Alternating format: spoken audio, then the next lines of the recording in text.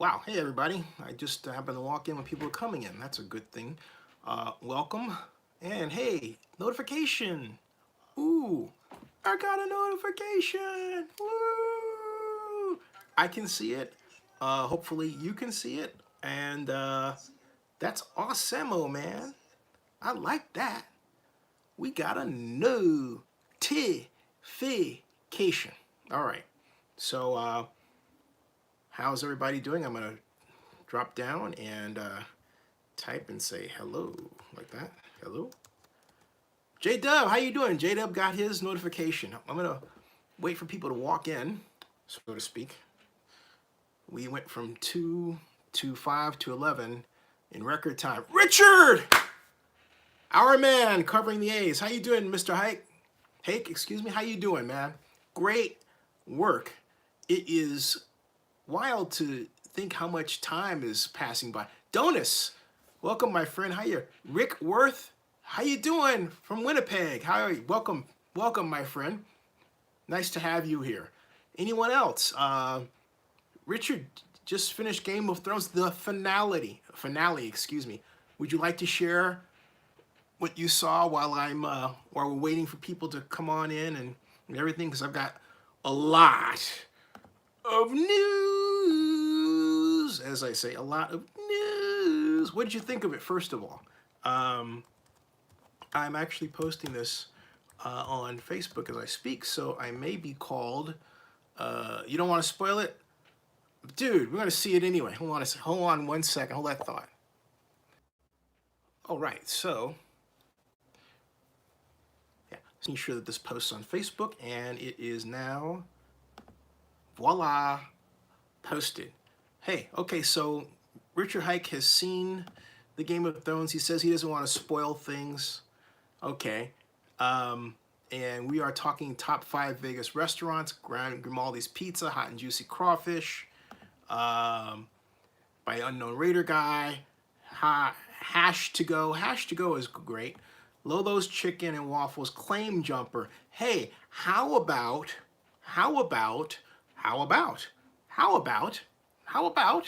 ding, ding, ding, ding, ding, ding, ding, ding, ding, ding, ding, Guy Fieri's Guy's Big Bites of Las Vegas. Love that place, man. I love Guy's Big Bites. It's right next. Love that place, man. I love Guy's Big Bites. It's right next to Bally's. Excuse me, to Harrah's. Between Harrah's and Bally's, not far from the shops there. Cousin It there, that's good. Yeah. For a second, I thought you were Cousin It there. I thought Cousin It, like from the Addams Family. Just kidding, okay?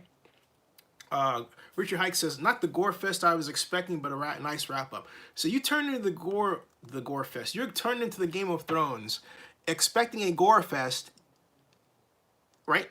And you were disappointed. Shame, shame, shame, shame, shame, shame, shame, shame, shame. Hey, okay. Now that there's 20 of you here, welcome to Zenny62, okay? We have a number of big news items, but here is the latest news.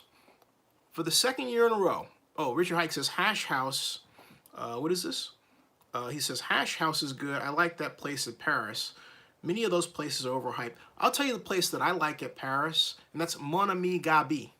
Mon Ami Gabi has outstanding pommes frites, fantastic, fantastic steak. You cannot go wrong at Mon Ami Gabi from my estimation. I love that place. Yeah. Not only that, it's a great place for your date, for your wife or significant other.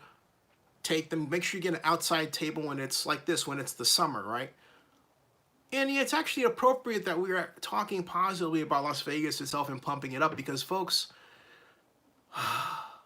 Las Vegas has a visitor problem. Yes, indeed. And this came to my attention, I talked about it before, but I should say it's continuing. Just when it looked like Vegas was going to rebound, it's not rebounding. This came to my attention in an odd way because the May 23rd, 2019 meeting of the of Las Vegas Stadium Authority be held at the Commissioners, okay? The Clark County Commission chambers at 500 South Grand Central Parkway in Las Vegas. Zip code 989155. That's 89155. Just saying, okay? Hey, Ruth Chris is great, by the way. So we're multitasking. We're talking about great food in Las Vegas, but we're talking about the Stadium Authority too. Okay, now, let me just tell you right down here, and I want you to listen to this carefully, okay? Listen to this carefully.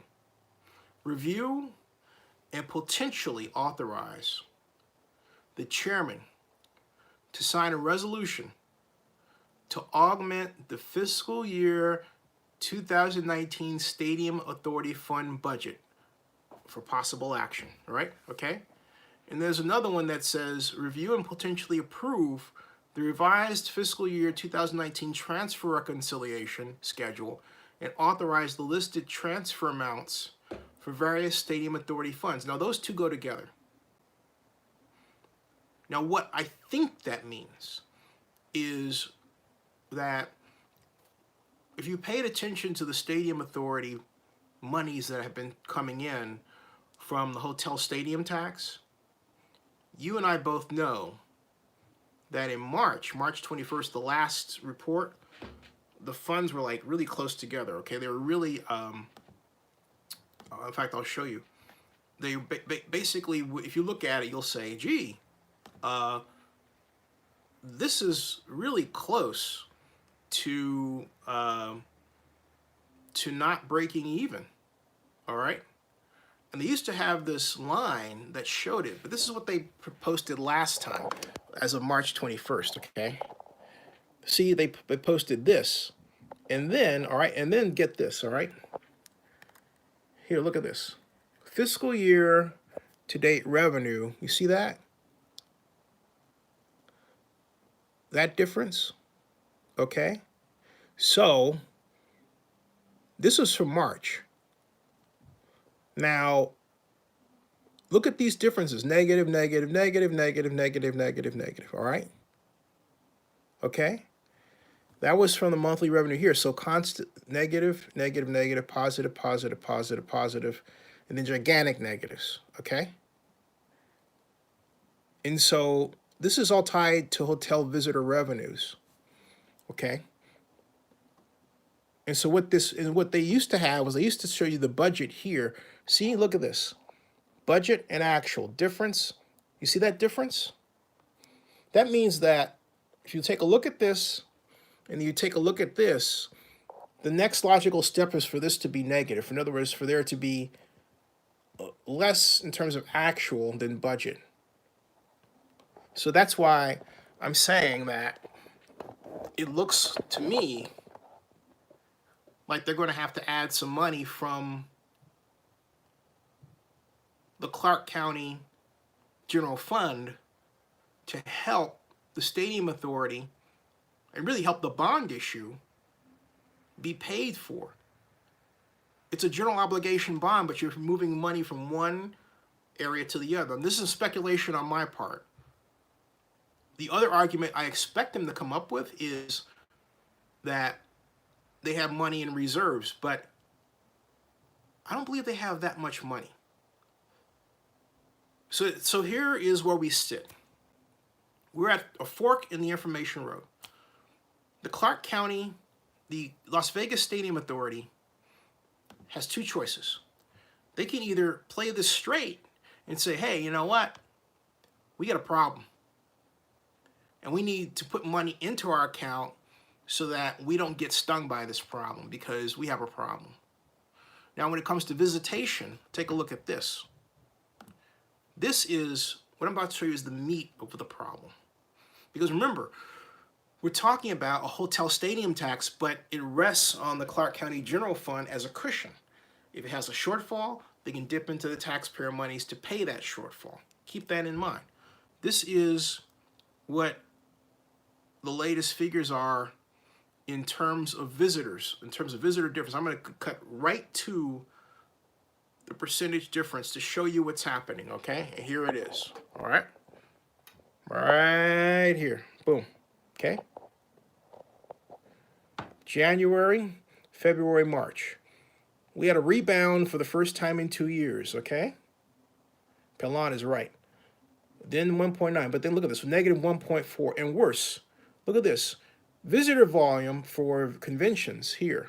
Convention attendance was up 11.5% of the previous year's month, January 2018, and then 8.5% over February 2018. But then look at this, okay, for March. Now you want to say, okay, well, what's that look like? It looks like this. This, and note that January of 2018 was 3.3% less than 2017. So there was improvement in 2019. Same for February. But March was a decrease. And then not only that, look at this. You had a decrease in January, which rebounded this year. February was a continuing improvement, but March, no. March convention attendance has dropped a whopping, get this, 29.3%, okay? 29.3% in 2 years. Now, what has that taken us from? In 2017, the March visitor numbers for Clark County were just over 5 million. Folks, that month is still the largest month of number of visitors in the history of the stadium project. That's the first year they started counting visitors against the hotel tax, okay? March of 2017. So it was at 5 million. There has never been a month in Clark County's hotel stadium tax history that has seen 5 million since then. The average used to just be a little bit around 4.1 million, but now more and often than not, these numbers are dipping below 4 million into the 3 million. Okay, so you've got, for example, for March, you had of this year, you have visitor numbers of 3.697 million, right? You say, oh, that sounds cool, but recall, 2017 there were 5 million. February it was 3.1 million. All right. There's been a rebound because, all right, but even then, February has traditionally been rather a low month. January for CES has, generally been healthy. This year was 3.4%. Okay, 3.464%. Let me show you this so you understand what I'm getting at. Look at this. Okay, this is January of this year. Now you're saying, what does it look like for the previous go? Okay, and that's this. Let me go up here. All right. So this is, all right. So look at this. Let's put them so that you can see these. Like so. Yeah, that's it. Okay, look. All right. Hey, Rob Iman, how you doing? 3.393 for January 2018. This is a rebound, right?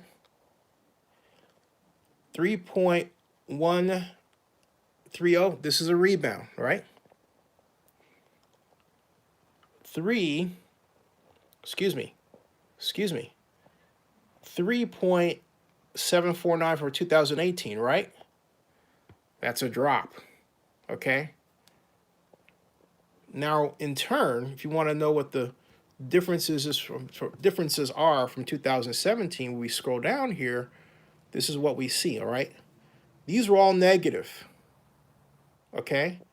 So now we go back here and we scroll down here and we find rebound, negative. And we don't know what this looks like yet.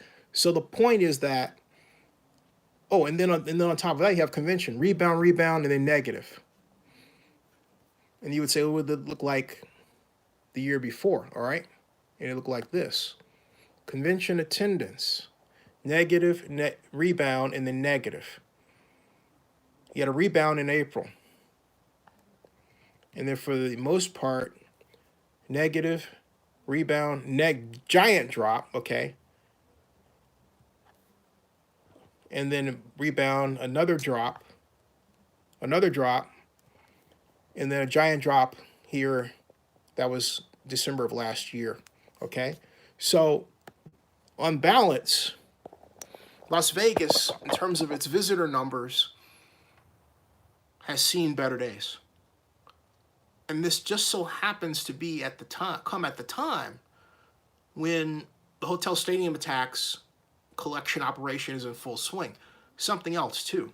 The Las Vegas Stadium Authority promised, get this, that the revenues would increase by, listen to this, 8% year to year. Folks, those revenues have not increased by 8% year to year at all.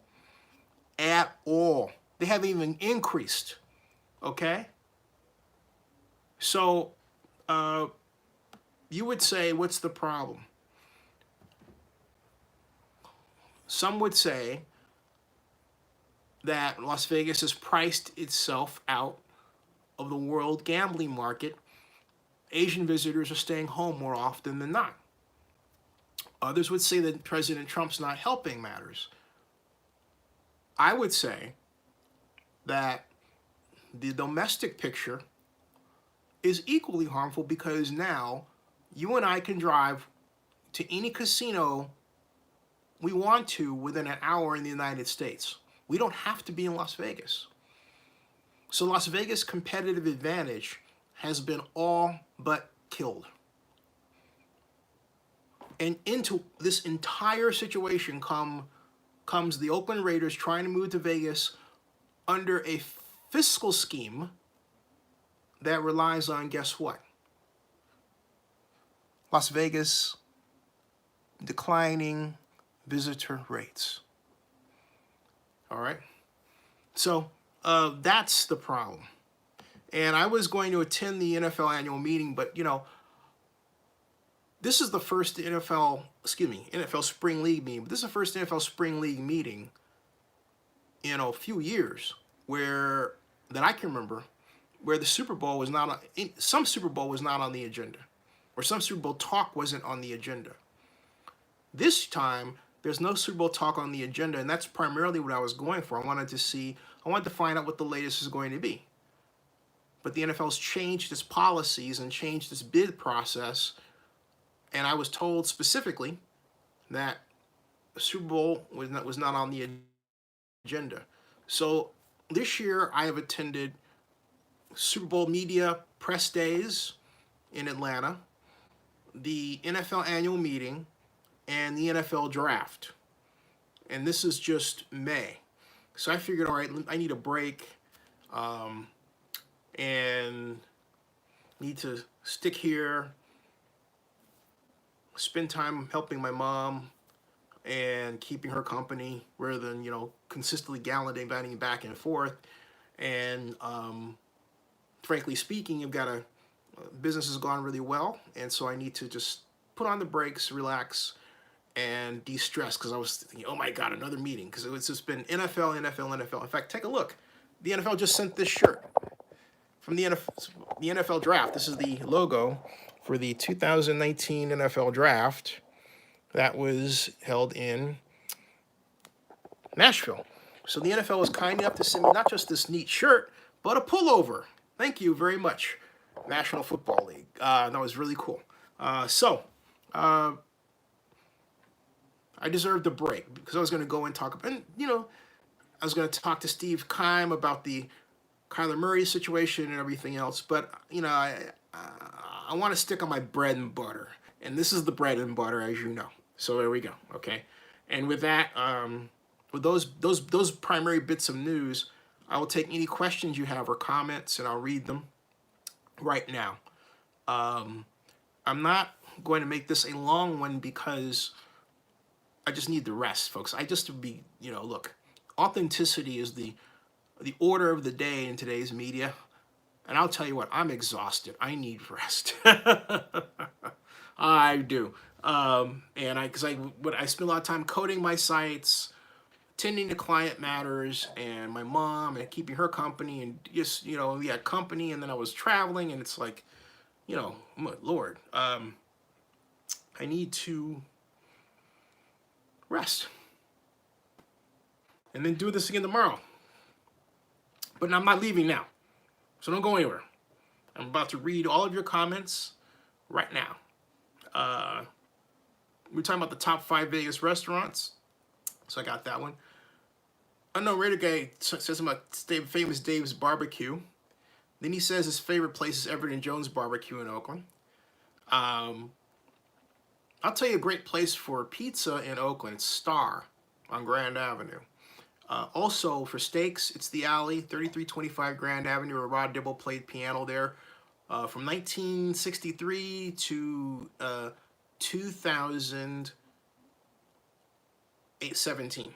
Okay, so yeah, Rod Dibble, great man. Passed away, sad loss. And Richard Hike says, that's the place I was talking about, had a great steak there and a killer brunch in Vegas. As for big steakhouses, I'd rather go to Ruth's Chris, me too, or something. They have nothing on San Francisco. Yeah, that's true.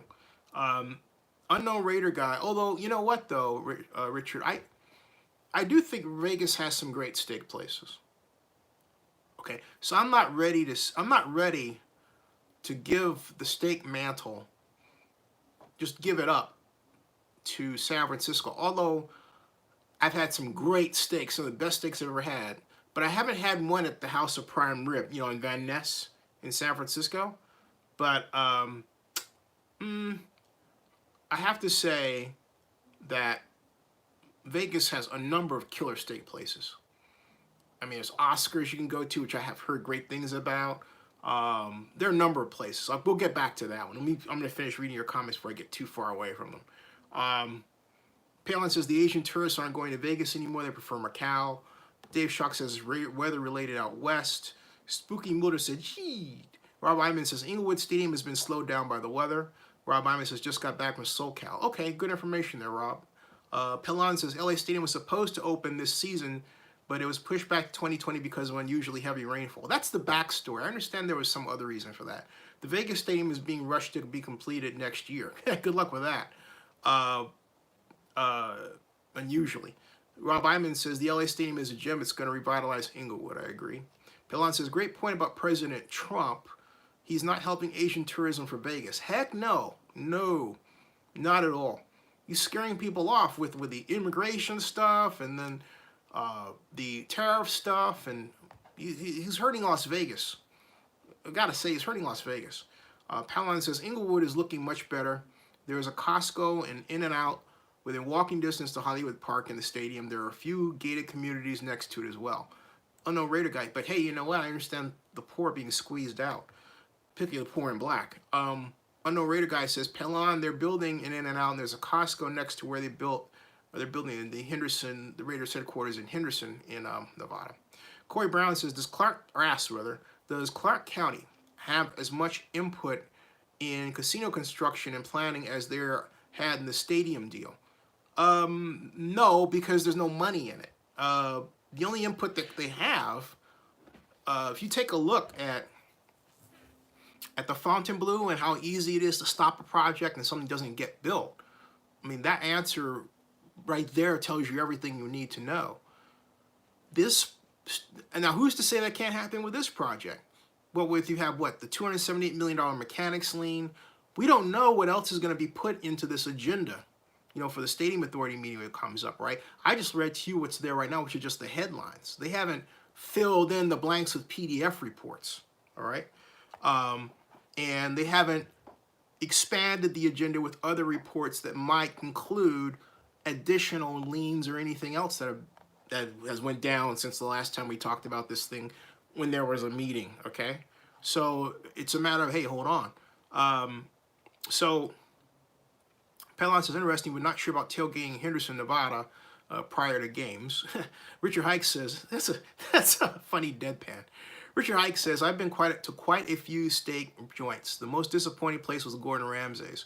You know, I've never had a steak there. I have had chicken there, but not steak. Rob Iman, fried chicken. Rob Iman says, Hollywood Park Stadium is also a bit in the red, so that may be part of the slowdown. Ah, interesting. David Shuck says, Vegas always cycles come. Sales, casinos, revenue is always up, always down. But David, yes, that means meaningless to me, all right? As a person trained in urban economics who loves figures and makes his own graphs and projections and does tax increment projections and all kinds of tax revenue projections and calculations and forecasts. I know that. My question is always, what causes a dip? Okay, why is it there? I don't. Telling me that their cycles is like telling me that their births, that city populations consist of births, deaths, in-migration, and out-migration. Everybody knows that. Okay. The question is, and I'm really encourage people to ask the question why. Never fear to ask the question why. Pelon says they're going to build a new Los Angeles Clippers arena. I know, thank you, but no, I apologize. That was a snarky comment on my part that was inappropriate. I apologize.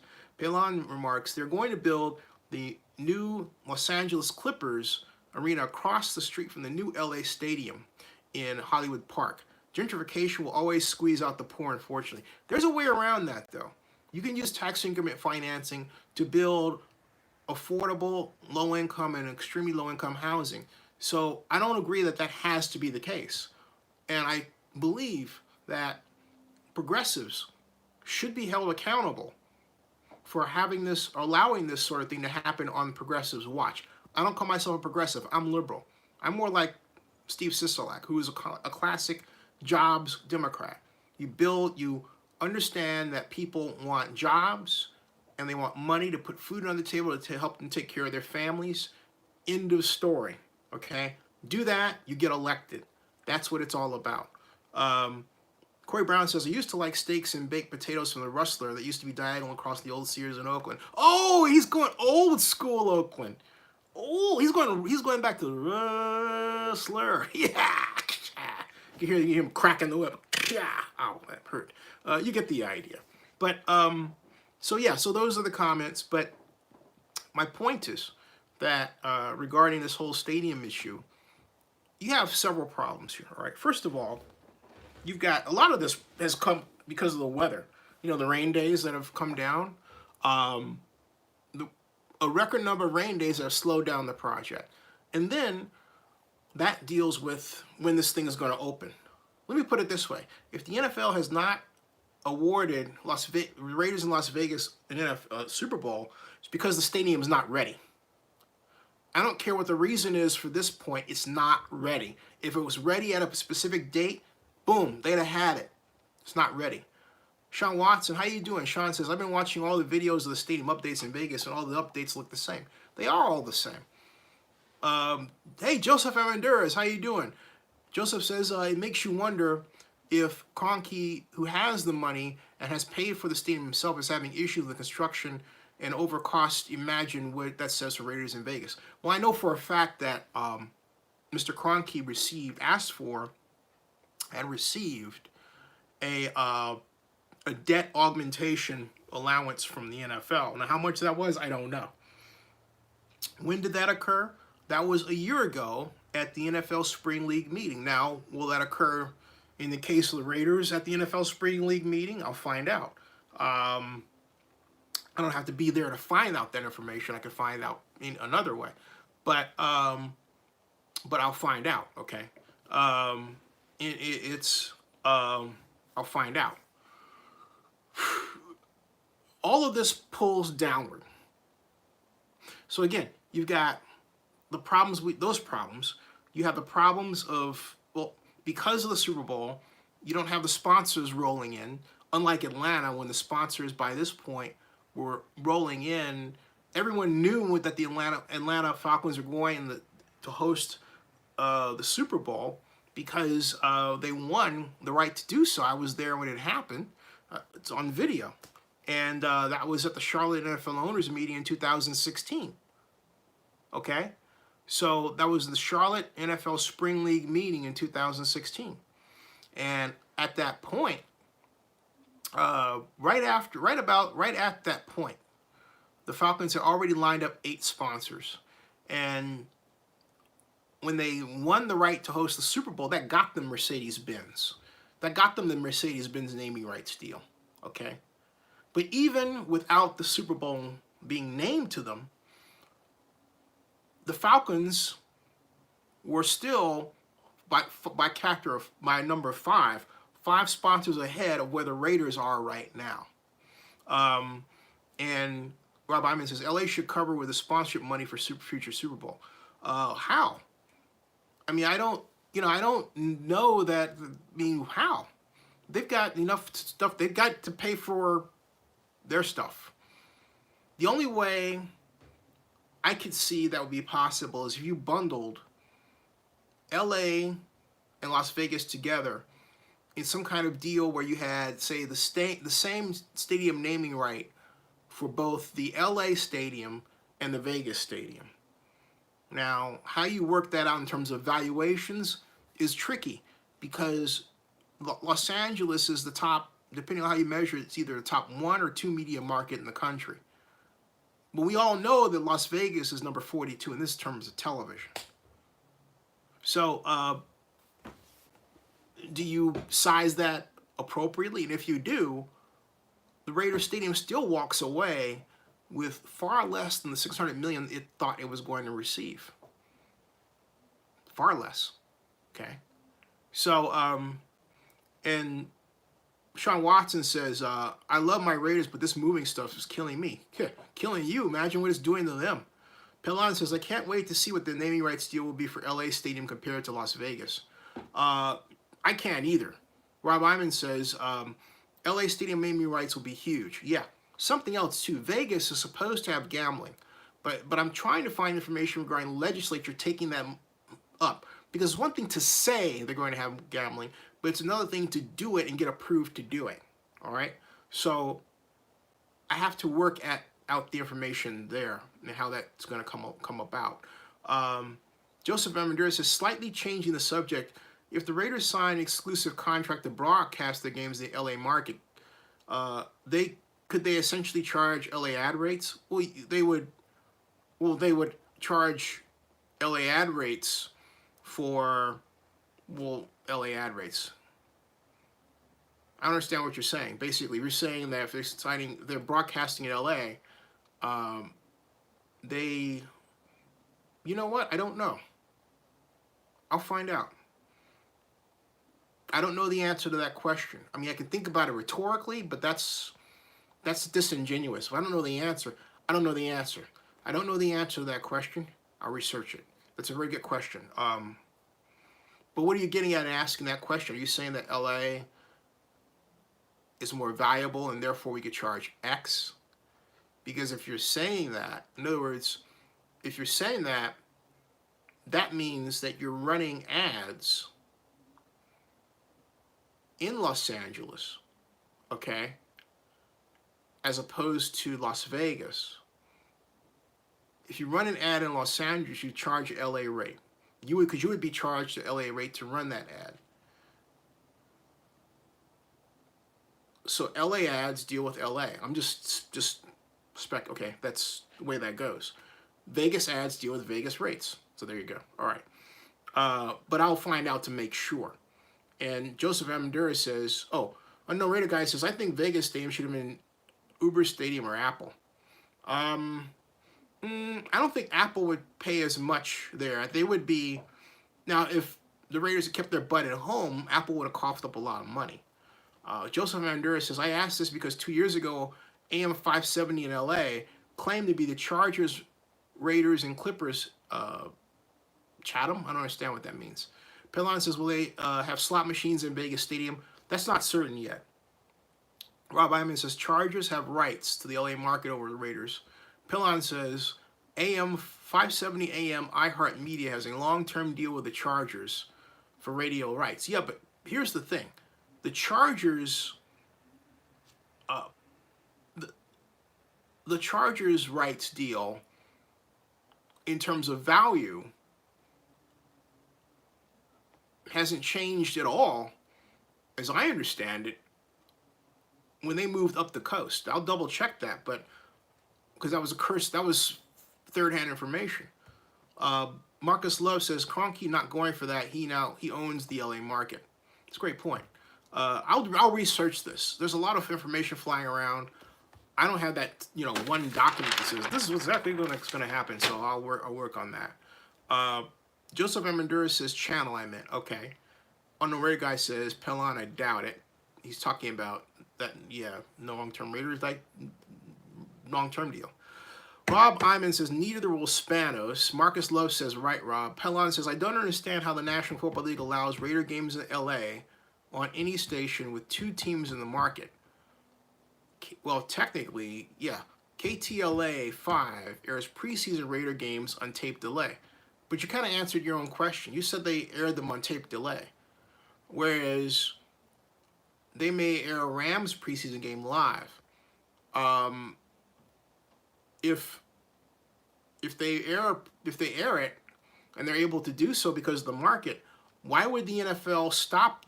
Let me put it this way.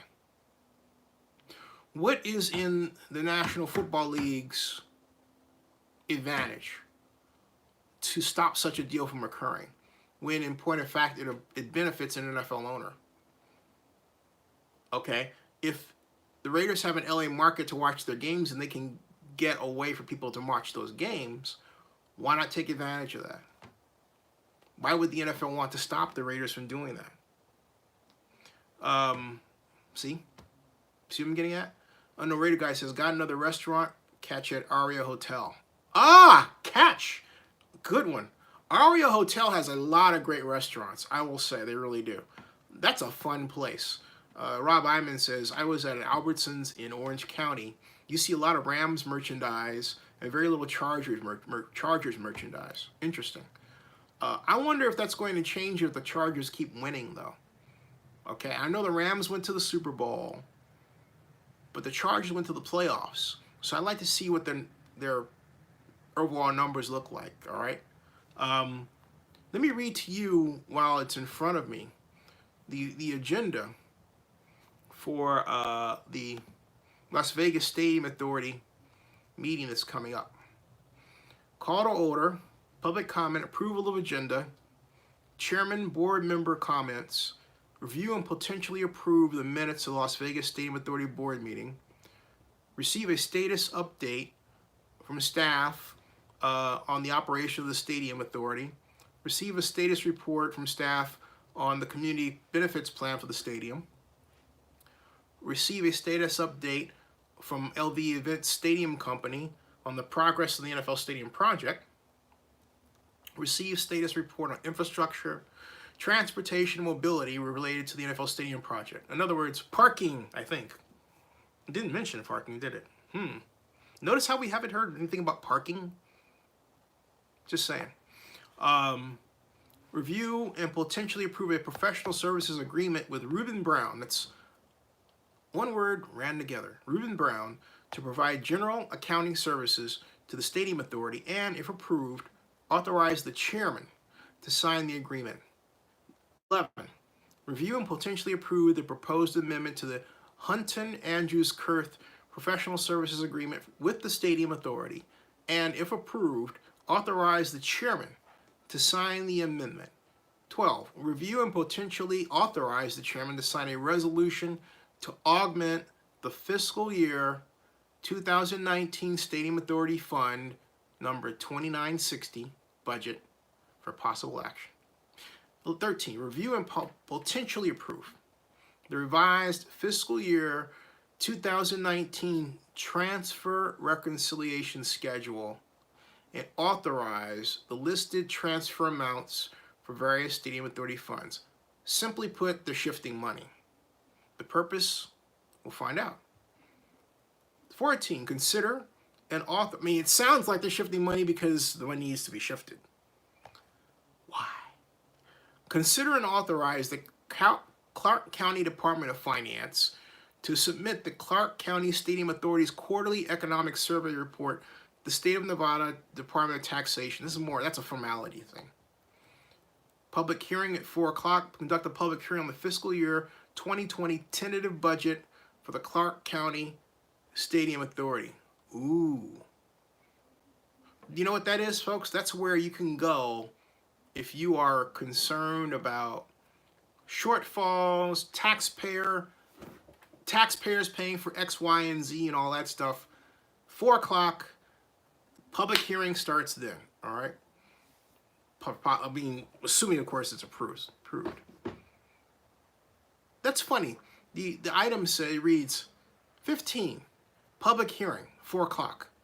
Conduct a public hearing on the fiscal year 2020 tentative budget for the Clark County Stadium Authority for possible action. Which means, hey, they may not do that meeting. I really think they should do that meeting. 16 is review and potentially adopt the fiscal year 2020 final budget for the Clark County Stadium Authority and direct the county to transmit the approved documents to the transit of taxation as prescribed by law. Then 17 is public comment, and they adjourn. That's 18. So, there we go. I will tell you something, okay? That spells trouble. That whole agenda sounds to me like there's a fiscal issue here, okay? Now, getting back to your comments. Pelon says, my point is that the Chargers have little or no fan base in Los Angeles, and airing Raiders games at LA radio my point is that the Chargers have little or no fan base in LA, and airing Raiders games on LA radio or preseason games on KTLA 5 doesn't help them at all to grow their fan base. Now, you know what? That's a question best asked of the Chargers, and I'll present that to the Chargers. But I will say that makes no sense whatsoever. You grow your fan base, okay? You grow your fan base by marketing. You market your fan base by media, in part. Primarily. So given the opportunity, if you know you have a fan base in LA, no matter how big or small it is, show it. Show those games. Especially if you know that the Raiders are moving to Las Vegas, and Las Vegas is only a 3-hour drive from Los Angeles. So you're going to get a lot of Los Angelos, theoretically, driving from LA to Vegas. We'll see. I say that because I'm skeptical, all right? So that makes a great deal of sense. You want to start building up that pipeline now. You don't want to wait until later. All right? 32 Assassin, how you doing? 32 Assassin says, Rams were in Anaheim prior to their St. Louis move. Orange County has always been a Rams stronghold. 32 Assassin adds that Chargers are not even close to that. But here's the thing. Obviously, the Chargers have felt, you know what? We've got a cheap existence in LA. We have a huge upside. Let's just ride this out and see where it goes and just win as many games as we can. That's what it sounds like they're doing. And I don't see San Diego stepping up with any kind of offer that will effectively yank the Chargers back or compel them to say, you know what, let's go back to San Diego. I've said this before, and I'll say it again. The Chargers should have had a downtown stadium. They should have privately financed the downtown stadium. They didn't do that. And I think it's hurt. I think it hurts them, and I think it hurts the NFL not to have a league presence in that part of Southern California. It really does. And someone's going to turn around and realize that they made a mistake, and they're going to realize that when the sale of the San Diego Padres, if that ever comes up, and when it sells for something closer to $2 billion or more, the NFL is going to turn around and say, oh my God, we didn't know they were valued that much. Why don't we have a team down there? Duh. Okay, watch. That's exactly what's going to happen. Okay? That's what's going to happen. I mean, come on. Have I been gelato? Yes, I have. Now, getting back to your comments here. Mohammed says, Vegas is broke, laugh out loud. Are you surprised tourism went down? It's been like this for a long time. It's not so much that I'm surprised. It's a matter, again, it's the why. And see, some of you state absolutes, and my point is, and I'm not really into absolutes, okay? And at all. I found absolutes boring. Absolute is defined as a value or principle which is regarded as universally valid, which may be viewed without relation to other things. Good and evil are presented as absolutes, something that exists without being dependent on anything else. Ultimate reality is God, right? So there's God, okay? God's gonna be mad at you. But again, why? I'm interested in why things happen. You state absolutes, all right? Vegas is broke. That's an absolute, okay, if we accept that. I'm interested in why Vegas is broke. What do you mean Vegas is broke? Is Vegas really broke? I could argue it's not. I could argue that Vegas really has a great deal of money and that it gets away with murder because it doesn't have a state income tax. So I could say, hey, you're wrong. Vegas is not broke. Vegas has a lot of money. It could better fund its education programs than it does. It gets away with murder. Complete murder. So I disagree with you. Vegas is not broke. No. They have a monetary allocation problem of gigantic proportions. All right? So I challenge that. Now, in terms of, tourism going down, why? Again, why? Don't just tell me something. We know that, but why is it happening? Dig into why things happen. Don't be afraid to ask questions. How many times have I said that on this program? Question, ask, research, calculate. That gets you to the answers, all right? So no, Vegas is not broke. I'm sorry, I'm not buying that. They may have show money, but they're not broke. My show money is like, I got a little more money than I really got, but they got some money, all right? Paylon says parking resort fees are killing Vegas tourism. Now, there is an absolute, but let's find out why. It's because, look, everywhere you go, you used to be able to park for free in Vegas, right? You used to be able to, if you played slots or if you played at a table, you got a free drink. You ever seen that before? I haven't. And, they've taken that away. Everything is so canted toward nickel and diming you that for most banks, you can't even find a bank on the strip. That's right, they want you to go off strip to the banks. That's the way it's set up. You go off strip to the banks, then you come back. You should be able to just waltz into a Bank of America on the strip or any other kind of chain. I'm thinking, what's going on here? But they have some sort of booyah bougie logic that I was told. Repeat it, okay? It was inconvenient for me. That much I know. Like that. So I've got to pay an Uber person, or I've got to get my car out of Hawk to drive a mile to go to the Bank of America and then go back and either pay an Uber or Lyft or repark my car and pay that. That's BS. Oh, and then I got to battle through traffic to get back there if it's a convention? That's ridiculous.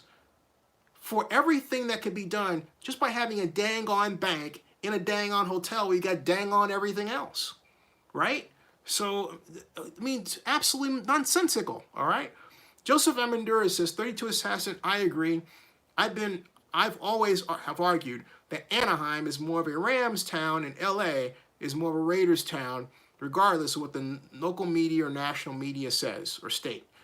32 Assassin says, or writes, I used to see a fair amount of Raider gear in Orange County over the years. The Vegas move has negatively influenced those sightings, and the Rams and Chargers have relied on that.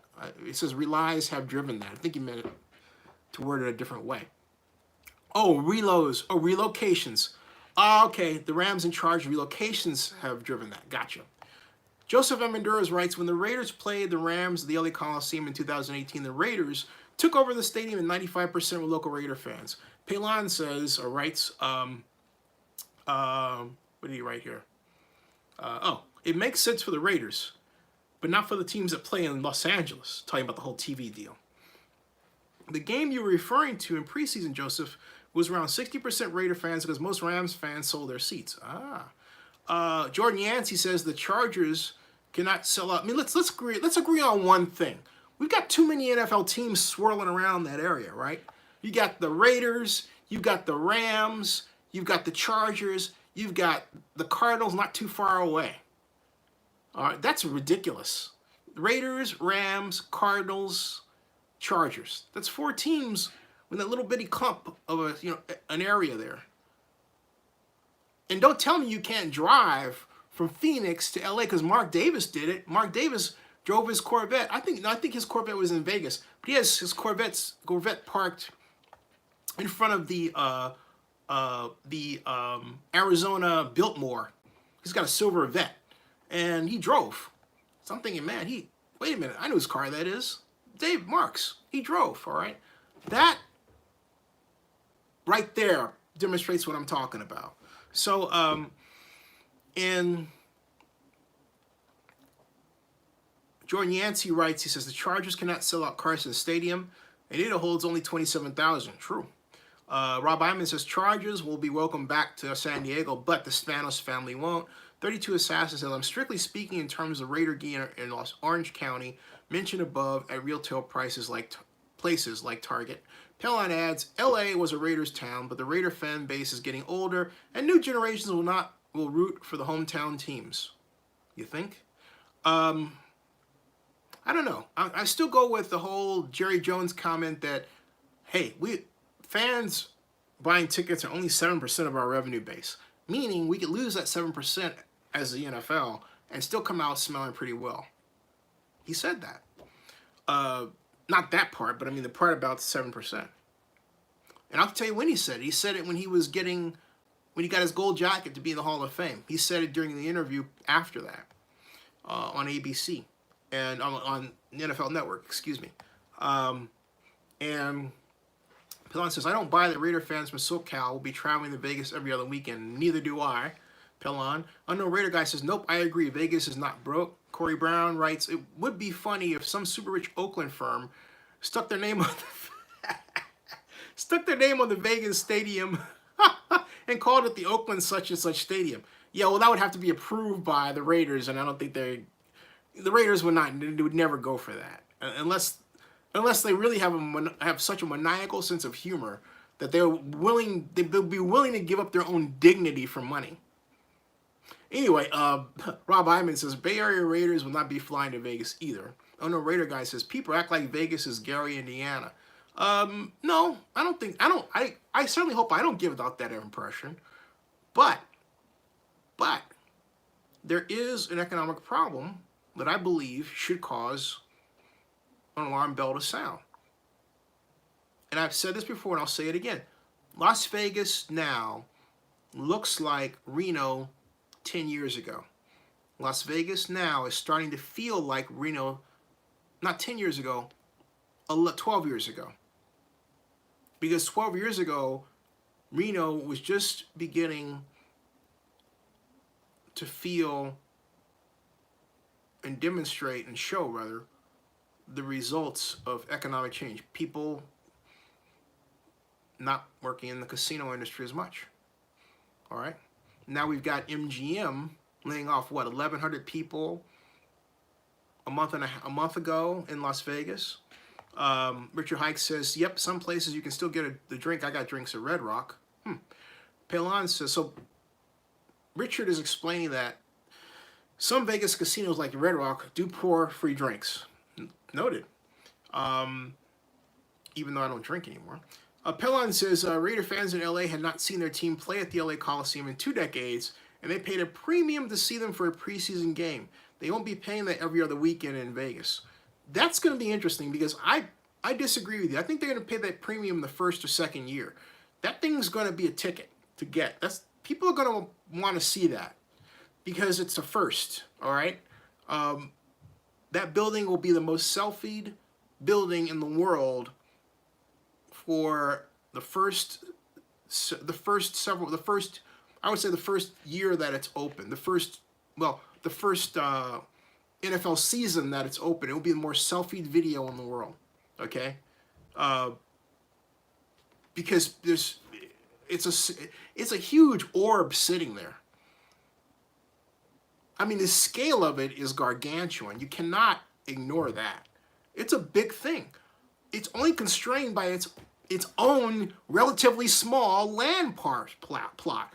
It's a 70 acres. It ought to be 140 acres. Ridiculous. But hey, the Raiders didn't have enough money to do any eminent domain, and originally they were going to do eminent domain, and then the Southern Nevada Tourism and Infrastructure Committee took that off the table. Ugh. Man, I told Raiders attorney Dan Ventrelli, who I hope is listening, I said, Dan knows I told him this. I said, you should have maintained that tax increment financing and that tax increment financing zone provision in the original legislation. They let it go. Anyway, Pelon says, oh, Richard Hike says, you mean you don't want to use an ATM with an $8 fee? He's not kidding. No. Sean Watts. Sean Watts says, see you tomorrow. Thanks for all the great news. Thank you, sir, for sticking around. Pelon writes, you can easily drive from Phoenix to LA. Dodgers fans drive there for spring training every year. And that gets to what I'm saying. You got it's a triangle, right? You've got Vegas, LA, and Phoenix. You got this triangle here, which could, for one of these teams from a revenue perspective, become the Bermuda Triangle. That's a bad thing. Ryan Abbott says, Jordan Yancey says he's going to fly to Vegas for the games. Richard Hake says Fresno now feels like Vegas 20 years ago. Interesting. Fresno with gambling? Ryan Abbott writes, St. Louis lost the lawsuit over the Rams buying their headquarters training facility for $1. The city also has to pay for the Rams' legal fees. Was this just announced? Or was that? Was that just announced, or did I forget that? Ryan. Anyway, Pelon says 62 acres is way too small at 70 acres. Way too small for a site for an NFL stadium. Laugh. Yeah. Richard Hike says that is Fresno is like Vegas minus the neon lights and sequins and casinos. Ryan, well, do they have casinos in there? Yeah. All right. In Fresno casinos. Anyway, Ryan Adam writes, when the Rams moved there, they had an agreement that the team could buy the headquarters practice facility in St. Louis. It was 3 weeks ago. Oh, I missed that. Wow. Because if that's wild. Because if that's the case, all this is lining up to provide a forecast for where the city of Oakland's lawsuit is going to go against the Raiders. Okay. Pelon says the Rams winning lawsuit in St. Louis for the old headquarters just happened. All right. Thank you. Let me go back. I'm saying thank you, and I'm doing you a disservice by not reading it. Rams v. St. Louis lawsuit. There. Okay. Let's see here. News. Rams want St. Louis to pay $12 million to fans. Wait a minute. Wait a second here. Rams want St. Louis to pay half of $12 million PSL settlement. This is a settlement.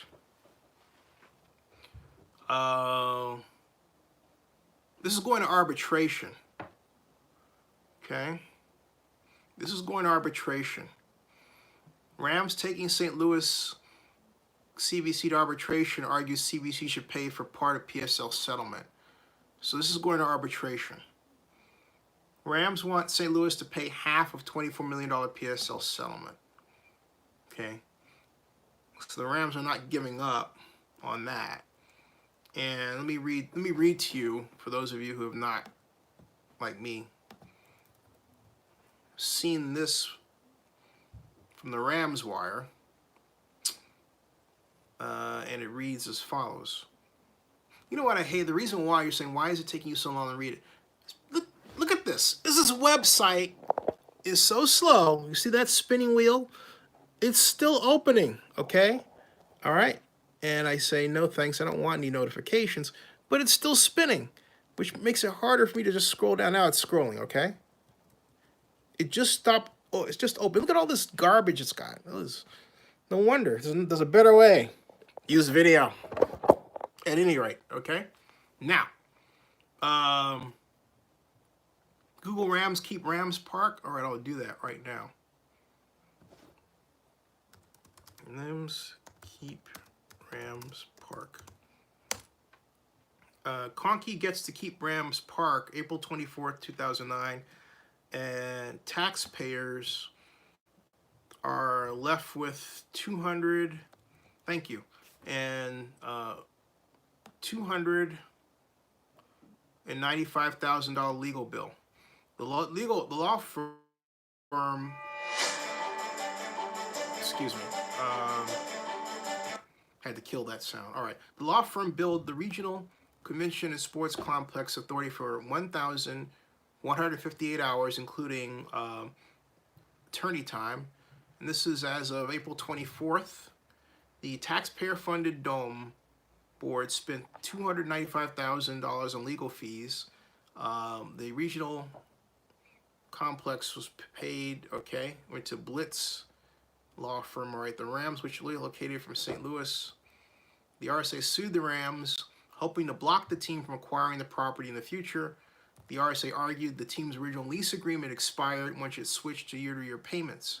The Rams pushed the case in arbitration, and a ruling this month sided with the Rams, saying the $1 option survived the ending of the lease, is valid and enforceable by the Rams. Okay, so this is different from the relocation issue. This is a matter of how a contract is written.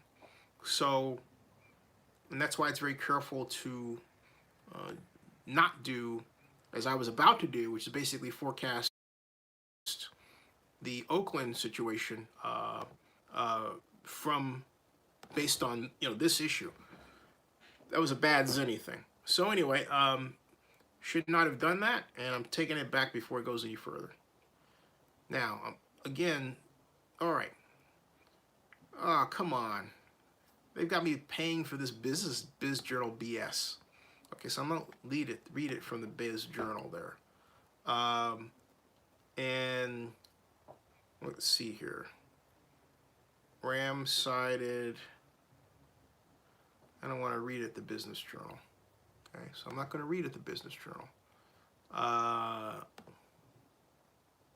Public cost of Rams fight keeps rising. And that's St. Louis Today.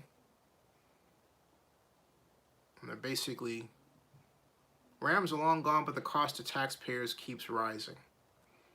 This is what happens when you lose something that, oh, come on. Not really, all right. The cost of the Regis fight. In 2013, the public shelled out about $4 million of full cost of legal expenses during failed negotiations with the Rams over stadium renovations. It spent $16 million over a few years to plan a new riverfront stadium. Last week, it lost a suit to prevent the Rams from buying for $1 the team's old practice facility worth $12.7 million. Now, that on its face sounds nasty. So basically, they don't want the Rams to have for $1 its old practice facility. That's what that reads. That's different from that sounds like pettiness there. It says, and now St. Louis Public Stadium Authority is on the hook for more than $295,000 in legal fees to attorneys at Blitz, Bargett, and Deutsch, which represented the authority in the fight over the practice fields. They continue their taxpayer ripoff that doesn't even seem to end. It started 30 years ago and just keeps going on and on and on. And it says it's not the last expense. An arbitration panel has ordered the stadium authority to pay the Rams legal fees regarding the $1 option as well. Authority and civic leaders who defended the work. The Rams and the ownership broke trust with and inflicted serious damage to our community when they left. Their efforts to control the facility in Earth City are but another attempt to take something that should belong to the community. But see, that's different from the Raiders situation. All right? That's what I'm talking about. That gets to how a contract was written. In this case, the Rams allowed to, by the way the contract was written, they should have been able to acquire that for $1. But St. Louis is being nasty and said, Fatuzzo, we're not going to let you have it. Forget you. All right, that's pettiness. I don't care whose side you're on. That's pettiness. If you signed a contract that says that, just honor the contract and be done with it. But instead, this is what happened. So I can't, I can't defend that one. I'm sorry. I can't defend that. I can't defend a stupid contract. That's what I would be asked to do in this instance. I cannot do that. Ryan Abbott says, Palin says Kroenke is one ruthless businessman. He's not ruthless. I mean, look, he's not the one who sued. They structured the deal under a different climate when everybody was really happy with each other. And now they thought the deal that they created sucked. Well, okay. I have to laugh at that one. I'm sorry. That's a laugher. That is not the relocation issue, okay? At all. That's not that. Joseph Armendura says, by the way, did you ever find out anything about Coca-Cola? No, and I don't. And the guy that did it, I think he was just putting out something there to put it out. He's got nothing. And then he says, I'm going to research it for you. First, he says he's in the room when it happened, okay? And this is what I'm saying. Don't put out something just because you think that giving me bad information is going to make me look bad if I'm putting you out there as the source. Remember, I'm showing you who this person is in terms of his Twitter account and everything else, and putting him out there, right? So this is a matter of me protecting a source. I don't care less. The guy lives in Vista, California. All right, I could put out his name, whatever. But the whole point is, and I might do it, okay? Unless he comes up with concrete information for me that's real. Because what happens is he writes back to me on Twitter in the DM area. He goes, I'll research that and find out what's happening. Well, wait a minute, I thought you knew. Okay. You see what I'm getting at? So it's kind of like, you know what? I mean, if you did all that just for me to unblock you, come on. All right, that was a waste of time. But my whole point is, I go back to what I said before. It was based on a very real and logical possibility. So why not consider it? Even if it's a rumor, okay? And that's what I put it out there as, rumor. Fine. Ryan Abbott says, but see, people just, I don't know. Or let me take the other side. Maybe he was in the room, he really thought this sort of thing was going to happen. Fine. But then if that's the case, tell me who you are and tell me everything that you really know and what you do for a living so that I can, put it out there and make you look good on Twitter.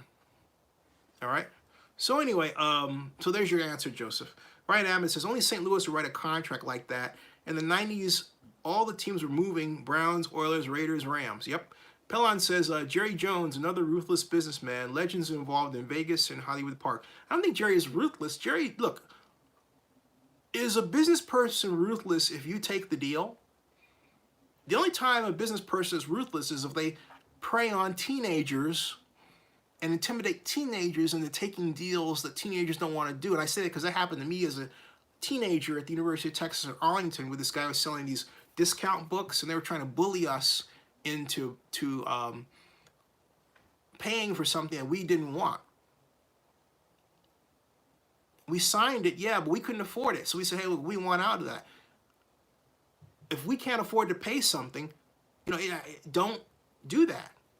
So our folks had to get involved. It was myself and me and my roommate. That is a ruthless, unethical, and jailable and criminal business person. Okay? And he was. And we went straight to his office, and he came up with all this stuff. And I think he was actually afraid that we were going to come to his office, and we did. I'll never forget that as long as I live. I was a freshman at Texas Arlington. I'll never forget that. That is a ruthless businessman. That is an unethical businessman, man. To my knowledge, that is not Jerry Jones, and that's not Jerry Jones. Okay? Jerry is just great at talking you into things that you might think you want to do. And then maybe you realize later, I know. But he's a great salesperson. He's an oil baron guy, okay? Penline says, true, you can't fault Kroenke. This is the old contract that St. Louis agreed to for the old headquarters. Unknown Raider guy says, Jerry is just a smart businessman. J.R. Ewing and Donald Trump are ruthless businessmen. Isaac Badilla says, like Trump and Trump University. Folks, and on that note, I think I'm going to wind down and go off to sleep. It is 1:25 in the morning, and we will pick this up tomorrow. Hey, I got 8 likes. Thank you. Woo! Oh, quite the compliment, folks. I really appreciate that from everybody. Cool. All right, any parting shots as I walk out the cyber door? Anybody have any information they want to share? Now's your chance to present it. Oh, Frank Sapovitz has a great book coming out on event crisis management. I'm going to make a special video to announce that tonight.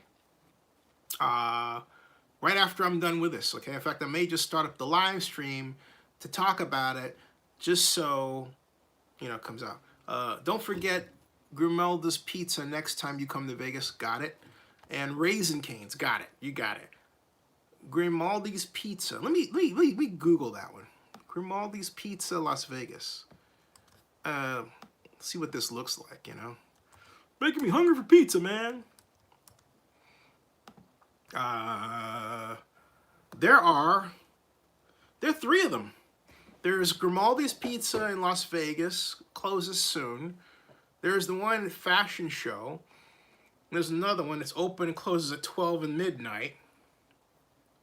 There's 4 of these bad boys.